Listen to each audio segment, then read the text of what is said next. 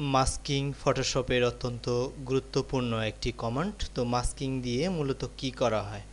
Masking দিয়ে কোনো অবজেক্টকে একটি ব্যাকগ্রাউন্ডের সাথে বা একটি অবজেক্টকে অন্য একটি অবজেক্টের সাথে এত সুন্দরভাবে মিশিয়ে দেওয়া যায় যে যেন বোঝাই যায় না যে এটি অন্য একটি অবজেক্ট ছিল, একটি অবজেক্টের থেকে আলাদা ছিল। এই ধরনের কিছু সুন্দরভাবে মিশানোর জন্য, অর্থাৎ একটির সাথে আরেকটি সুন্দরভাবে মিশানোর জন্য এই মাস্কিং কমান্ডটি ব্যবহার করা হয়।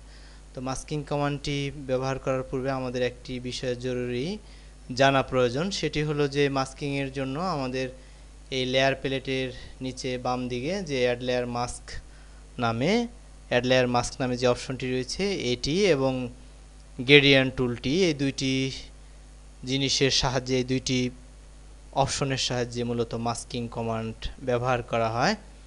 তো আমরা এখানে একটি ব্যাকগ্রাউন্ড নিয়েছি এবং এই ব্যাকগ্রাউন্ডের মরুভূমির উপরে আমরা একটি গোলাপ ফুলকে এভাবে মিশিয়ে দিব যেন মনে হয় যে মরুভূমির মধ্য থেকে গোলাপ ফুলটি বড় হয়েছে বা বেড়ে উঠেছে। তো এই কাজটি করার জন্য আমরা যেটিকে মিশিয়ে দিব, অর্থাৎ আমাদের 1 নম্বর লেয়ারে আমাদের মরুভূমির ব্যাকগ্রাউন্ডটি রয়েছে এবং 2 নম্বর লেয়ারে ফুলের যেটি আমরা মিশিয়ে দিতে চাচ্ছি সেটি রয়েছে। তো এভাবে যদি কোনো অবজেক্টকে আমরা মিশাতে চাই তাহলে সেই অবজেক্ট কি কিন্তু সিলেক্ট করতে হবে, অর্থাৎ যে অবজেক্টটি আমরা মিশাতে চাই, অর্থাৎ আমরা যেহেতু এখানে মরুভূমির সাথে এই ফুলের অবজেক্টকে বা ফুলের যে ছবিটিকে মরুভূমির সাথে মিশাতে চাই, এটি সিলেক্ট করেছি।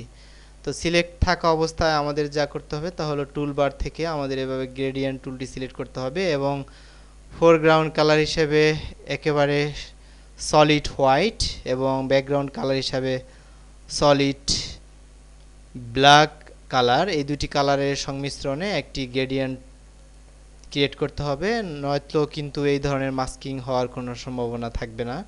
অর্থাৎ আমরা এই প্রজেক্টে আমরা মাস্কিং কমান্ড অ্যাপ্লাই করতে পারবো না। এই জন্য ফোরগ্রাউন্ড এবং ব্যাকগ্রাউন্ড যথাক্রমে সাদা এবং কালো, এই দুটি কালারের সংমিশ্রণে একটি গ্রেডিয়েন্ট তৈরি করে আমরা যে অবজেক্টকে মিশাতে চাই সেটি এভাবে সিলেক্ট করতে হবে লেয়ার থেকে। সিলেক্ট করে এবার আমরা লেয়ার প্লেটের বাম দিকে এখানে অ্যাড লেয়ার মাস্কে ক্লিক করব এবং অ্যাড লেয়ার মাস্কে ক্লিক করার সাথে সাথে আমরা কিন্তু এখানে যদি গ্রেডিয়েন্ট টুলটি সিলেক্ট না থাকতো তাহলে সিলেক্ট করে নিতাম। সিলেক্ট করে নিয়ে এবার আমরা যে অংশ মিশাতে চাই, অর্থাৎ ফুলের শেষ অংশটুকু কিন্তু ব্যাকগ্রাউন্ডের সাথে অর্থাৎ মরুভূমির সাথে আমরা মিশাতে চাই।